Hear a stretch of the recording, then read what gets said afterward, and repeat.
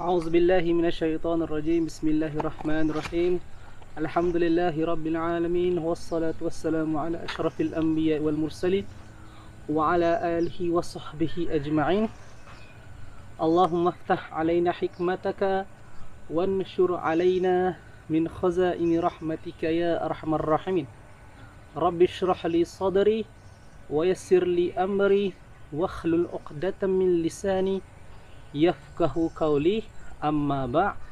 Assalamualaikum warahmatullahi ta'ala wabarakatuh.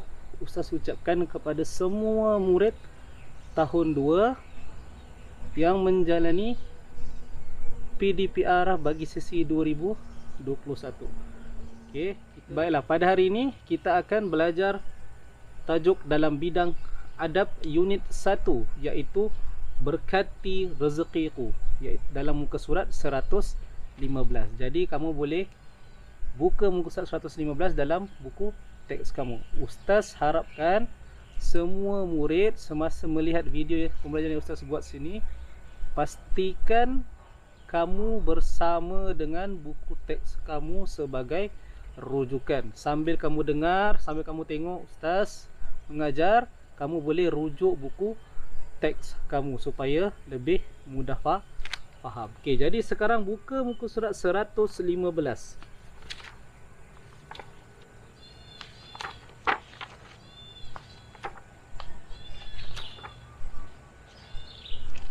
Okey. Muka surat 115. Berkati rezekiku. Okey, dalam gambar ni ada satu keluarga yang sedang berdoa dan mau makan malam. So tak tahulah makan malam ke, makan tengah hari ke, sarapan pagi ke, tapi mereka sedang berdoa di hadapan rezeki mereka untuk menjamu selera.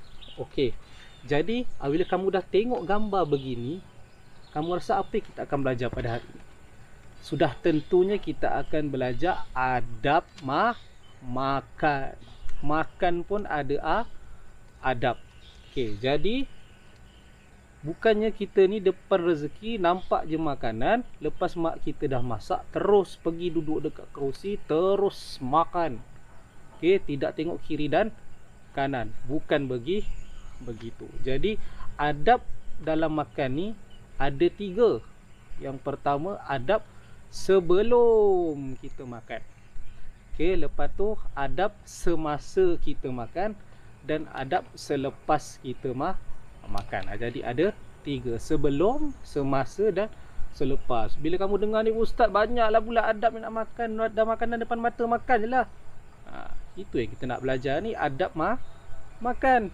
Dan nama pun adab. Jadi kita kena jagalah adab kita semasa di depan rezeki. Okey, buka muka surat 116. Okey, dalam buku tu dia ada tunjukkan kita adab makan. Yang pertama, yang saya kata tadi, sebelum kita makan, apa kita nak buat?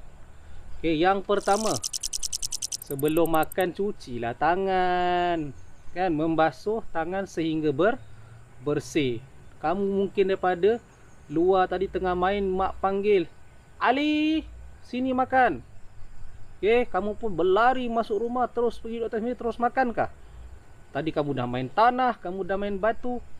Tak boleh begitu. Jadi kalau dah dipanggil makan, cuci tangan sehingga bersih dahulu, barulah belum makan lagi, baru cuci tangan. Dah cuci tangan bersih-bersih, yang kedua buat apa?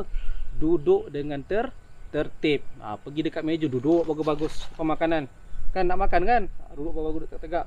Okay, lepas tu buat apa? Lepas dah duduk bagus-bagus, baca bismillah. Tanda tangan, baca bismillah. Okey, kita nak makan dah ni.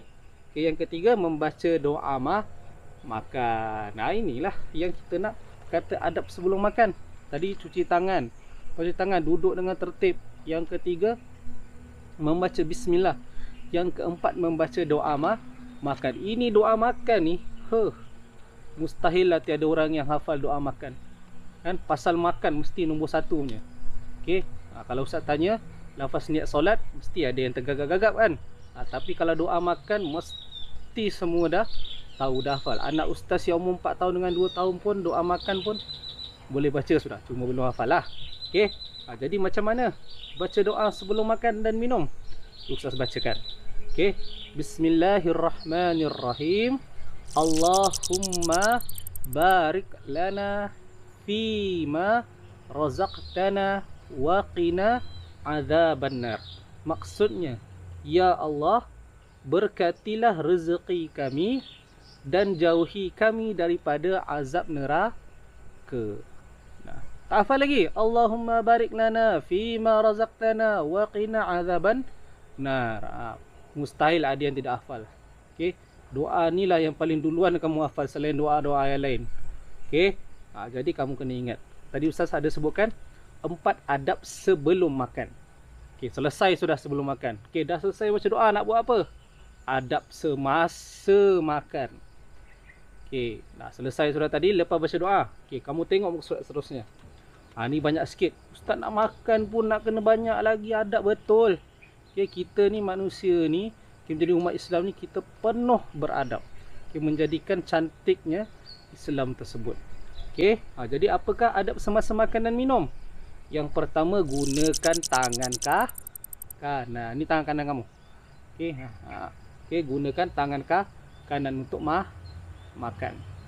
Okay, yang kedua, mengambil makanan yang paling hampir dengan kamu. Contohnya lah, meja makan kamu besar. Okey, jadi depan kamu ni ada sayur. Kamu ni tak suka makan sayur, tapi yang kamu nak makan tu ayam goreng sana di ujung.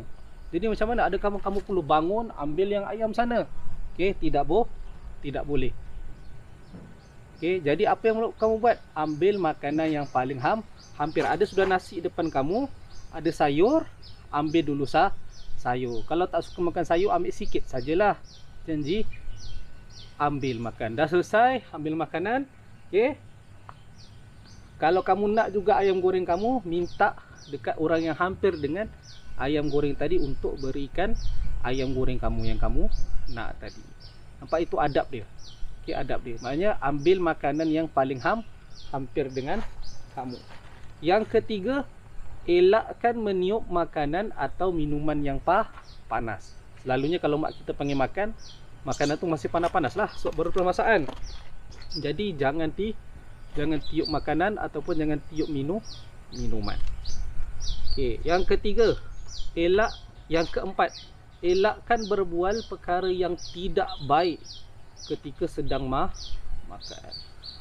Ini time makan lah kau nak berborak, nak cerita itu, cerita ini. Bercerita tu boleh, okay, tapi bukan cerita benda yang tidak elok. Okay, seeloknya time kita makan, kita diam time makan. Okay. Yang kelima, tidak membazir. Ini ramai di antara kita yang suka membazir semasa makan. Okay, paling utama sekali kalau kita nak buka puasa. Kita sedia maklum kalau kita puasa ni lapar, kan? Satu hari sudah kita berpuasa, jadi kita pun pergi bazar Ramadan, kita beli lauk banyak-banyak, beli air banyak-banyak. Tapi sebenarnya kita makan sikit saja. Nah, jadi itu membazir. Sama juga kalau bukan bulan puasa, ibu kamu masak, mungkin sedap lauk yang ibu kamu masak. Okay, janganlah kau terus ambil ayam sampai 2-3 ketul ayam, ambil sayur, ambil telur lagi. Lepas tu makan tidak habis, sudah jadi membazir. Okay, jangan sesekali membazir. Kalau rasa nak makan lagi, ambil dulu satu. Kalau sedap, tambah lagi nasi, tambah lagi lauk. Faham? Okay, jangan membazir. Lepas tu, tidak mencela makanan. Janganlah kamu tengah makan tiba-tiba, apalah makanan ni, masin, tak sedap. Kan siapa yang masak ni? Kan apa benda masakan begini, tak elok. Tidak boleh mencela makanan. Sedap ke tak sedap ke, kalau yang masak itu tetap air tangan ibu kita. Okey, jangan mencela. Kalau kamu pergi beli makanan di luar sekalipun, kalau orang tu masak mungkin ada kurang sedap di tekak kamu, jangan kamu marah makanan. Bukan makanan tu yang salah, orang yang masak makanan tu yang salah. Tapi bukannya ustaz suruh pergi balik kedai tu, kau pergi maki pula yang tukang masak tu. Bukan begitu. Itu bukan adab orang Islam. Okey, jadi makanan tu sedap ke tak sedap ke, okey, kita makan, kita bersyukur. Kalau rasa tak nak makan lagi, letak tepi. Okey, jangan kita cela makanan. Okey. Jika terlupa membaca doa makan, bacalah bismillahi awwaluhu wa akhiruhu. Ini kalau tadi dah sampai kat meja makan, lapar sangat, tak dan baca doa. Okey, jadi tengah makan, Allah, baru aku ingat nak baca doa. Jadi bacalah bismillah awwaluhu wa akhiruhu. Ini kalau terlupa. Jadi Ustaz harap kamu tak lupalah kalau makan, kan? Sebelum makan baca doa makan. Okey, jadi selesai sudah adab semasa kita makan. Okey. Seterusnya adab selepas makan. Tadi sebelum, semasa dengan selepas makan. Selepas makan nak buat apa? Okey, yang pertama membasuh tangan. Selesai sudah makan, kan? Tadi sebelum makan pun cuci tangan. Dah makan, selesai makan, cucilah tangan. Takkan kamu tak cuci tangan dengan tangan kamu banyak lagi nasi di tangan ni, dengan lauk lagi. Takkan kamu nak terus masuk dalam tengok TV dengan tak cuci tangan. Nah, jadi cuci tangan dahulu. Lepas tu membaca doa selepas makan. Yang ini yang selalu orang terlupa. Kadang-kadang doa sebelum makan tu semua orang ingat, kan? Tapi doa selepas makan, lepas sendawa begitu, lupa nak baca doa selepas makan. Jadi macam mana doa nak baca doa selepas makan? Okey, Ustaz bacakan. Okey. Alhamdulillahilladzi at'amana wa saqana wa ja'alana minal muslimin. Okey, maksudnya segala puji bagi Allah yang memberi kami makan dan minum serta jadikan kami orang Islam. Okey, jadi yang ni kamu boleh baca ulang-ulang. Kalau mana yang tak hafal, ulang balik video, dengar balik apa Ustaz baca, dan kamu hafalkan doa selepas makan. Okey, jadi di sini di bawah ni ada dalil, iaitu sabda Rasulullah sallallahu alaihi wasallam, ya ghulamus sammillah wa qul bi yaminika wa qul mimma yalik. Maksudnya, wahai anak, bacalah bismillah, makanlah dengan tangan kananmu, dan makanlah yang paling hampir. Macam Ustaz cakap tadi, ambil yang paling hampir. Riwayat Al-Bukhari dan Al-Muslim. Okey, jadi di sini selesai sudah adab sebelum makan, semasa makan, dan selepas makan. Okey, yang terakhir sekali, kepentingan kita mengamalkan adab makan dan minum dalam muka surat 118. Okay, apa pentingnya kalau kita amalkan adab makan ni? Okey, kepentingannya kat sini ada 4.